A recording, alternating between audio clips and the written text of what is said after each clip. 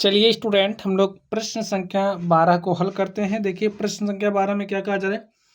7 metre ऊंचे भवन के शिखर से एक केबल टावर के शिखर का उन्नयन कोण 60 डिग्री है और इसके पाद का अनुमान कोण 45 डिग्री है। टावर की ऊंचाई ज्ञात की। तो स्टूडेंट, हमारे पास 7 मीटर ऊंचा एक भवन है, ठीक है। ए आप समझ लीजिए क्या है। 7 मीटर ऊंचा एक भवन है और भवन के शिखर से, भवन का शिखर हो गया, भवन के शिखर से टावर के शिखर का, तो यहाँ पर आपको एक टावर बनाना पड़ेगा, ठीक है। ग्राउंड पर ही टावर, टावर के शिखर का जो उन्नयन कोण है, ठीक है। देखिए केबल टावर के शिखर का उन्नयन कोण 60 डिग्री है। तो ये हमारा क्या है, क्षैतिज स्तर है, जमीन है। तो जमीन आप बना लीजिए। देखिए इसी के समांतर यहाँ पर भी हम लाइन खींच सकते हैं। तो इसके समांतर हमने यहाँ पर भी एक लाइन ड्रॉ कर ली है। अब आप लोग ध्यान से देखिए, एक क्या हो गया, भवन है, भवन का शिखर हो गया। भवन के शिखर से केबल टावर, जो हमारा केबल टावर है, केबल टावर के शिखर का जो उन्नयन कोण है वो 60 डिग्री, यानी कि यहाँ से जब आप इसको देखोगे तो कितना डिग्री का एंगल बन रहा है यहाँ पर, 60 डिग्री का।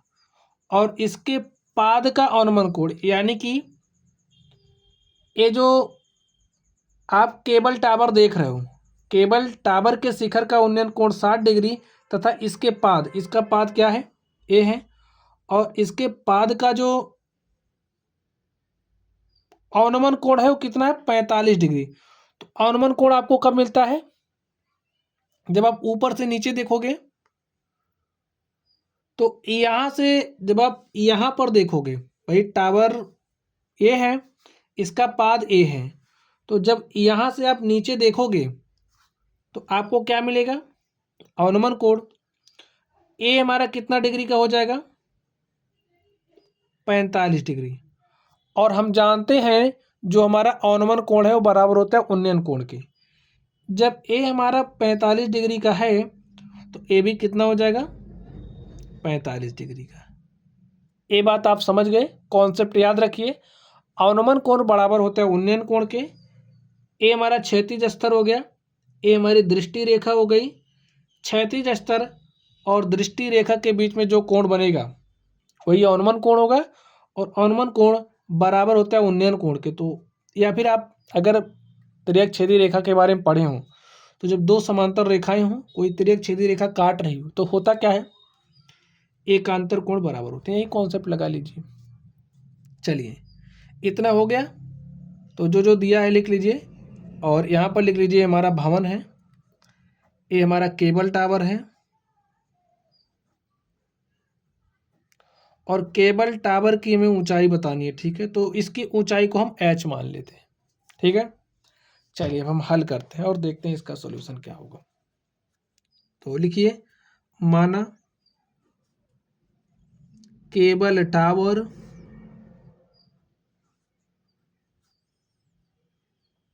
की ऊंचाई is equal to h metre, ठीक है। अब देखिए हमारे पास है क्या, इसको नाम दे दें ए बी सी डी, हमने नाम दिया। चलिए और इसको नाम दे दीजिए ई। अब यहां से देखिए ए बी क्या है,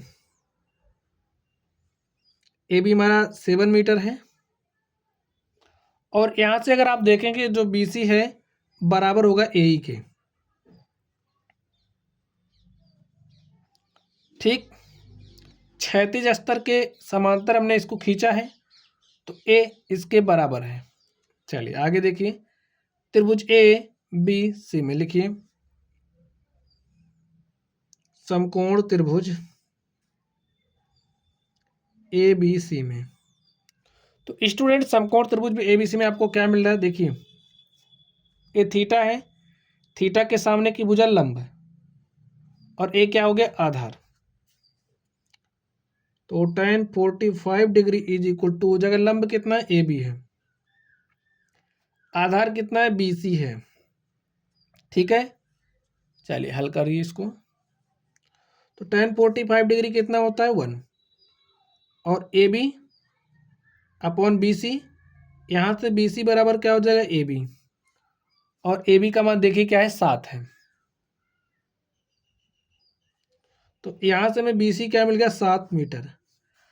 अब ए जो बी सी आप देख रहे हो हमारे पास क्या आ गया है 7 मीटर आ गया, ठीक है। यहाँ से हमने लिखा अभी हमारे पास आया है हल करने के बाद।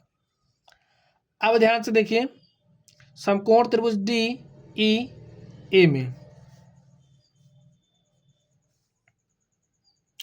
लिखिए समकोण त्रिभुज डी ई ए में। तो यहाँ से स्टूडेंट्स आपको क्या मिलेगा, अब आप लोग कुछ बात थोड़ा सा और समझ लीजिए। जब इतना 7 है, ठीक है, इतना 7 है और ए इसके समांतर है, अगर हम लोग इतनी दूरी की बात करें ई सी की, देखिए इतना 7 है तो इतना भी 7 हो जाएगा, पूरा एच है, पूरा एच है। और अगर हम लोग इतने की बात करें, इतना पार्ट पूरा एच है, इतना 7 है तो इतना कितना कितना हो जाएगा एच माइनस 7। अगर हम लोग ईडी की बात करें तो ईडी क्या हो जाएगा एच माइनस 7 मीटर। इतनी बात समझ गए। चलिए अब आप लोग डी ई ए में देखिए इसमें क्या हो रहा है। देखिए थीटा है, थीटा के सामने की भुजा लंब और ए आधार, तो यहाँ से लंब और आधार का अनुपात क्या हो जाएगा tan थीटा। थीटा का मान 60 डिग्री है, लंब क्या है D E,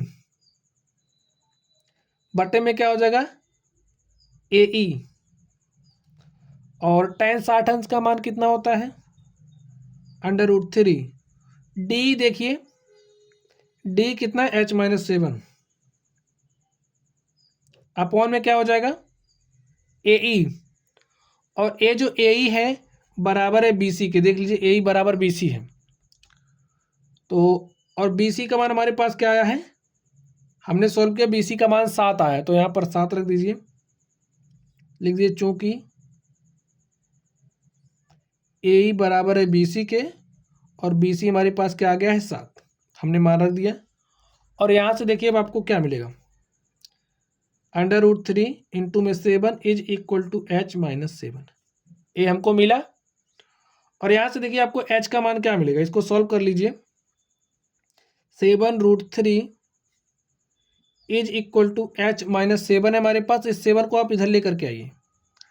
7√3 + 7 is equal to H, और यहाँ से देखिए एच हमने कॉमन किया, क्या मिला √3 + 1 बराबर में एच।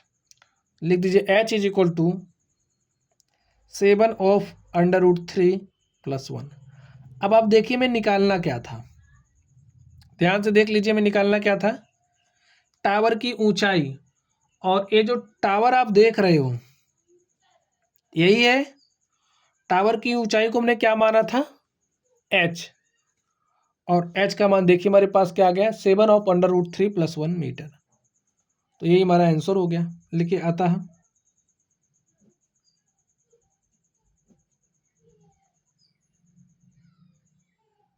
टावर की ऊंचाई h is equal to 7 of √3 + 1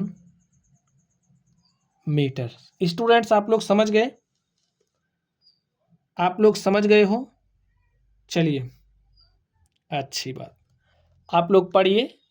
अगर आप लोगों को कोई भी डाउट हो तो कमेंट बॉक्स में कमेंट करना। वीडियो पसंद आए तो वीडियो को लाइक कीजिएगा, चैनल पर नए हो तो चैनल को सब्सक्राइब कर लीजिएगा। तो चलिए स्टूडेंट आप लोग पढ़ते रहिए। Thank you.